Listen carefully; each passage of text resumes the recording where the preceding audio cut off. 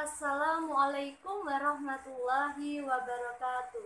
Perkenalkan, nama saya Dentiana Khairunisa Dayani dengan NIM 2020-33299. Di sini saya akan menerangkan mengenai perkembangbiakan tumbuhan.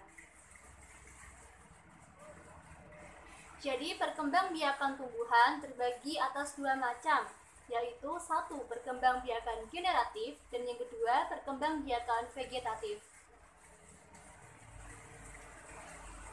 Perkembangbiakan generatif atau perkembangbiakan secara kawin sering disebut penyerbukan. Kemudian perkembangbiakan vegetatif atau perkembangbiakan secara tidak kawin. Perkembangbiakan secara vegetatif terbagi menjadi dua, yaitu secara alami dan secara buatan.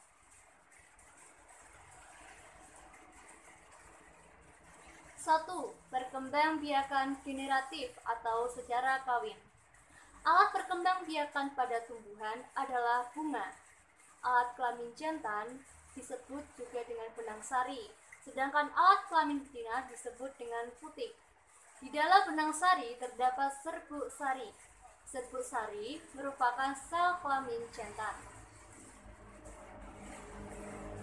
Bagian-bagian bunga terdiri atas tangkai bunga, dasar bunga, kelopak bunga, mahkota bunga, benang sari, dan putik. Di gambar ini kalian bisa lihat bagian-bagian bunga. Penyerbukan. Penyerbukan merupakan proses jatuhnya serbuk sari di atas kepala putik. Serbuk sari tadi masuk melalui tangkai putik, kemudian ke bakal buah, dan selanjutnya ke bakal biji. Bakal biji berisi sel kelamin betina atau sel telur, sehingga terjadilah pembuahan. Setelah terjadi pembuahan, lalu tumbuh buah dan biji, dan kemudian tumbuh tumbuhan baru. Macam-macam penyerbukan, yaitu yang pertama penyerbukan sendiri atau autogami, yang kedua penyerbukan tetangga atau geitonogami, yang ketiga penyerbukan silang atau allogami, dan yang terakhir penyerbukan bastar. Penyerbukan sendiri adalah proses jatuhnya serbuk sari jatuh ke kepala putik bunga itu sendiri. Penyerbukan tetangga adalah proses jatuhnya serbuk sari jatuh ke kepala putik bunga lain, tetapi masih dalam satu pohon. Penyerbukan silang adalah proses jatuhnya serbuk sari ke kepala putik bunga lain yang berbeda tumbuhan, tetapi masih satu jenis. Penyerbukan bastar adalah proses jatuhnya serbuk sari ke kepala putik bunga yang lain, berbeda jenis atau varietasnya. Penyerbukan dapat terjadi melalui bantuan angin, hewan, dan manusia. 2. Perkembangbiakan secara vegetatif atau tidak kawin. Dibedakan menjadi dua lagi, yaitu vegetatif alami dan vegetatif buatan. Vegetatif alami yaitu perkembangbiakan tumbuhan secara vegetatif atau tanpa bantuan manusia. Vegetatif alami dapat dilakukan dengan beberapa cara. Yang pertama, membelah diri, yang kedua spora, yang ketiga akar tinggal atau rizoma, yang keempat umbi lapis, yang kelima umbi batang, yang keenam umbi akar, yang ketujuh bragia atau stolan, dan yang terakhir tunas.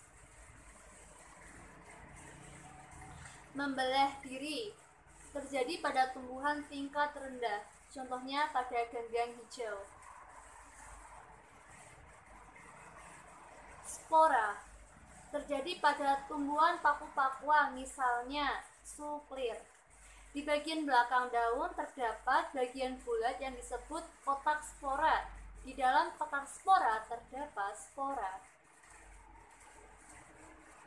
Kemudian akar tinggal atau rizoma.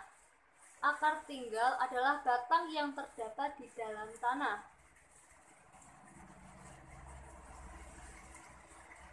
Batang tersebut berruas-ruas dan tumbuh mendatar.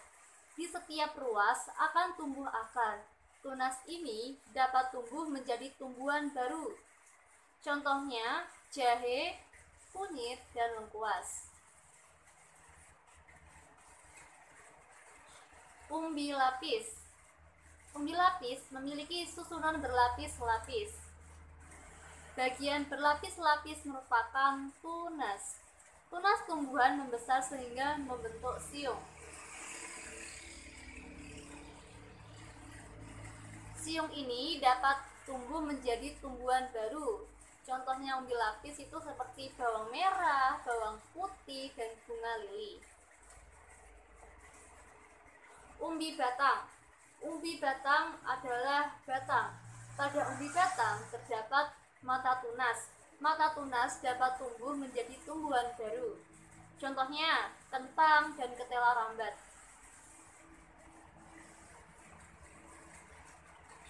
Selanjutnya umbi akar. Akar yang berubah fungsi untuk menyimpan cadangan makanan disebut umbi akar. Contohnya bunga dahlia dan wortel.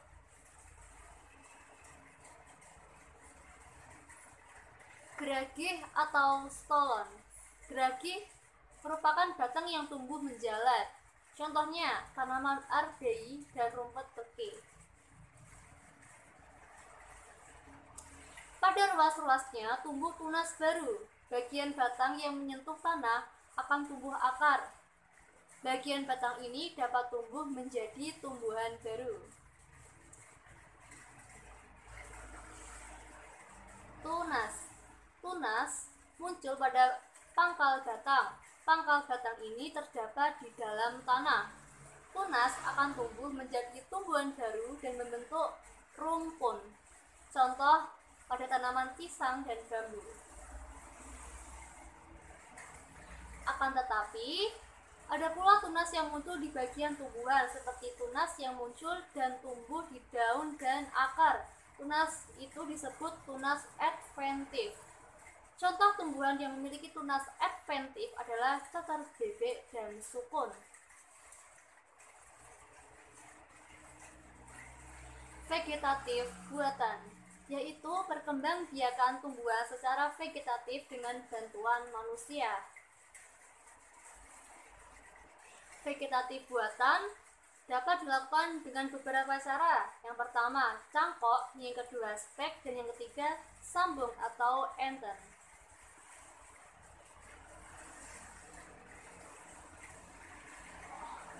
Mencangkok adalah membuat cabang batang tanaman menjadi berakar. Mencangkok dilakukan pada cabang yang dekat dengan batang. Caranya, sebagian kulit cabang dibuang, kemudian dibalut dengan tanah. Pada cabang yang dicangkok akan tumbuh akar. Cabang ini siap ditanam menjadi tanaman baru. Mencangkok biasanya dilakukan pada tanaman yang berkambium, contohnya seperti tanaman mangga, jambu air, dan rambutan. Kalian bisa lihat gambar mencangkok seperti ini.